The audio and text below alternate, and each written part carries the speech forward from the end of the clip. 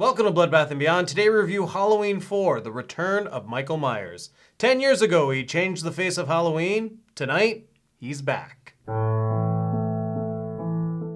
Directed by Dwight H. Little, starring Donald Pleasence, Ellie Cornell, George P. Wilbur, and introducing Danielle Harris. Halloween 4 takes place 10 years after the events of Halloween, where Michael Myers went on a rampage in Haddonfield, Illinois, in an attempt to kill his sister, Laurie Strode. Based on this timeline, Laurie Strode had a baby immediately after, because this is 10 years later, we've got a Jamie Lloyd who is traumatized by her mother's passing. Michael Myers has now escaped and returned to Haddonfield to find his niece. So what do we like? With the little break from Halloween 3, having Donald Pleasence back just makes it feel more like it's a part of the franchise, because 1 and 2 almost have their own storyline that basically comes to an end. Then you have 3, and then when 4 comes along, you're like, well, how are they gonna reintroduce all of this? All right, Laurie's dead. She had a baby. Okay, we're just starting fresh. We've got Jamie Lloyd. And to tie everything in, to have Loomis here to kind of make sure everybody knows that Michael Myers is a massive threat is just essential to building up the story of Michael Myers. And in this film, they do a really good job of making him feel like a threat, because in the first 2,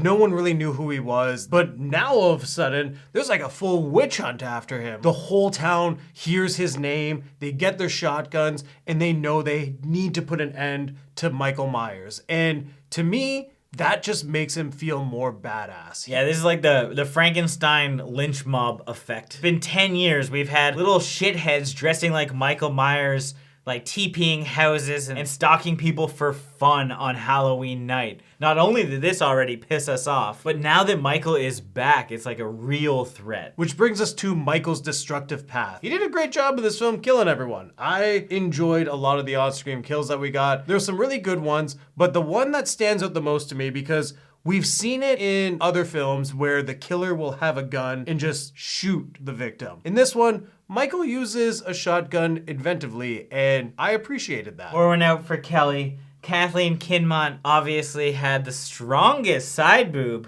probably from 1988. But if you have stronger side boob recommendations, I'd love to hear them in the comments. But my favorite was in the truck, mainly because it was the goriest. This is also the first time that Michael Myers seems like athletic. Like, he's climbing houses, walking on roofs, driving. I mean, we've seen him drive before, but he's like really whipping in this one. And I believe he hung on to the bottom of a truck, pulled himself up into the back, killed 3 guys, jumped onto the front, killed another guy, and smashed his head into the windshield. So he's a fucking mad lad. I just don't know where he's getting this from. Now, we can't have a good Halloween movie without a counterpart to Michael Myers. And in this one, we had young Danielle Harris in her first feature-length role as Jamie Lloyd, and man, did she nail it. Her acting was great. And you just felt for her. Like, you wanted to see this like little girl overcome her fears, and you felt bad. You just wanted to be like, I'll protect you, because she looks so innocent. She's so adorable, and she's just got like these big brown eyes, and she's just like so scared looking around all the time. I was just like, oh, look at her, oh my God. And she's also getting troubled at school by these assholes. By the way, that one guy is wearing a mask and his shirt just says mask on it. Best costume ever. I just don't know how that guy can specifically insult anybody. Especially when it's the niece of the boogeyman. Boogeyman, boogeyman, Jenny's uncle's a boogeyman. Which is weird, because if she's in foster care and her name is Jamie Lloyd, not Jamie Strode, then nobody should know that. Maybe that was a misstep. But yeah, you don't fuck with the boogeyman's niece. The boogeyman's gonna come haunt you. I enjoyed the soundtrack in this film because it had that classic John Carpenter's feel to it, but also its own take. And then when our lynch mob gets out their guns, they add like a little drum roll. I thought that was hilarious.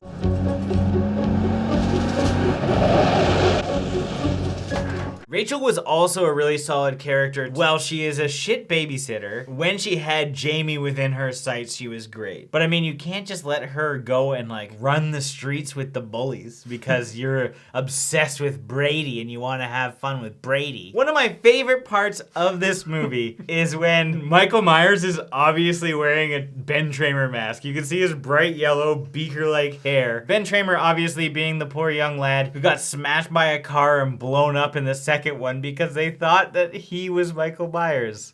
He was just a guy. Poor Ben Tramer. Now, what didn't we like? I didn't love the look of Michael Myers, to be honest. He seemed weird. I don't know what it was. I think his mask seemed floppier. Yeah, it almost looked like it was tucked into his mechanic's outfit and his chest was like peacocking. Yeah, there was just something off about his look. He kind of looked like a Michael Myers like scooped his outfit off a Walmart rack. Probably bought it on Wish. So because Michael Myers kind of looked weird, he's more athletic. He just didn't feel like Michael Myers to me.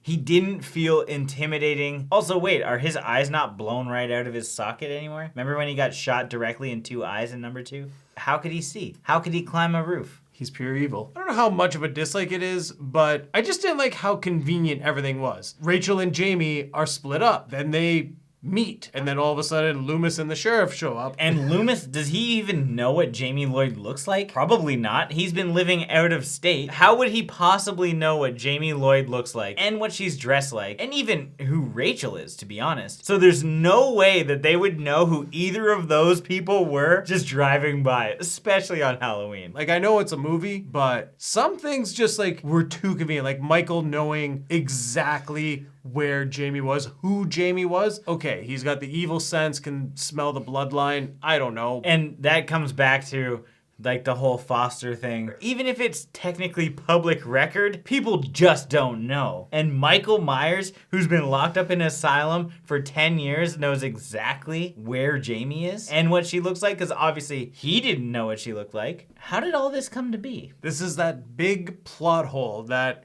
you just have to like tuck aside for the time being because you secretly love this movie. Because we want to see Jamie Lloyd do her 3-movie stint. And we will be continuing that as well, by the way. We will be doing 4, 5, and 6. I wasn't a huge fan of the kills. A lot of kills were kind of just very run-of-the-mill. Aside from the couple that we mentioned, nothing else stood out. And I understand that wasn't really the purpose of this movie. This purpose was to focus on Jamie and build her up. But there were kills, and I just wish we saw them on screen. Now it's time for our final thoughts and ratings. I'm thankful that Halloween 4 exists because it brings Michael Myers back into the fold and we have a bigger franchise because of it. And introducing Danielle Harris as Jamie Lloyd is great. I really like her character. I think she did a great job as a young actress. And I also really liked having Donald Pleasence reprise his role as Loomis, but I wasn't really a big fan of Michael Myers, surprisingly, in this movie. He looked weird to me. I don't know if it was like his build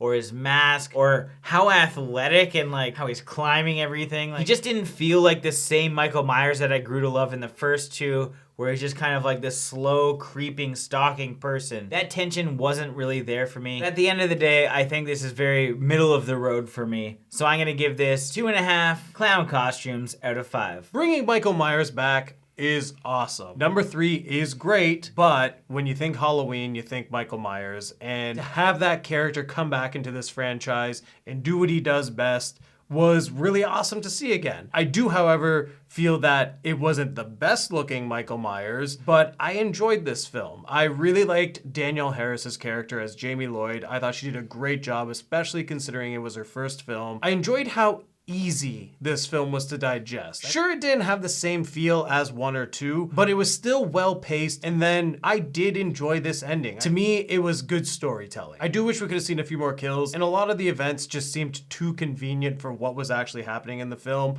but I enjoyed myself watching this. So with that being said, I'm gonna give this film 4 Mission Impossible Jamie Lloyds out of 5. As always, thank you for watching. Like this video and comment below with your thoughts on the film if you've seen it. If you haven't and you do want to check it out, links are in the description. If this is your first time here, make sure you subscribe to the channel to stay updated with everything Bloodbath and beyond.